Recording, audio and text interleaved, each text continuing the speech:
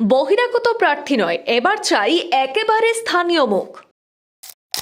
মুখ্যমন্ত্রীর বরাক সফরের প্রাক মুহূর্তে স্থানীয় প্রার্থীর দাবিতে উত্তাল কাছাড়ের ধলাই সমষ্টি।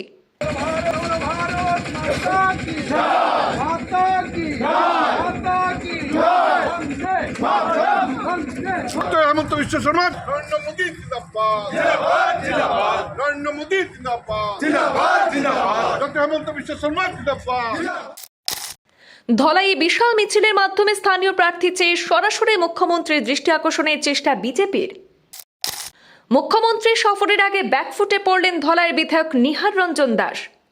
স্থানীয় প্রার্থীর দাবিতে বিশাল মিছিলে পা মেলালেন সহস্রাধিক জনগণ।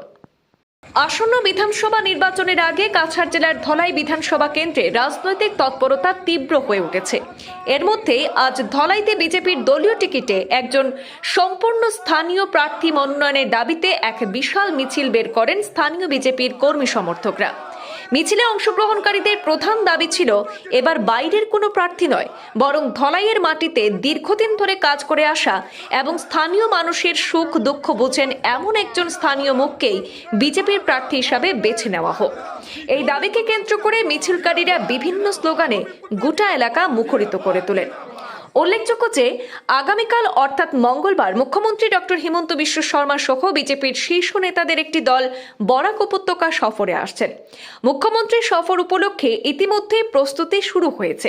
আর ঠিক এই আবহেই মুখ্যমন্ত্রীর সফরের একদিন আগে দলীয় টিকিট প্রত্যাশী এবং স্থানীয় সমর্থকেরা একত্রিত হয়ে এই মিছিলের আয়োজন করেছেন। জানা গেছে এই মিছিলে 10,000-এরও বেশি মানুষের অংশগ্রহণে ধলাইয়ের রাজনৈতিক পরিবেশ আরও উত্তপ্ত হয়ে ওঠে।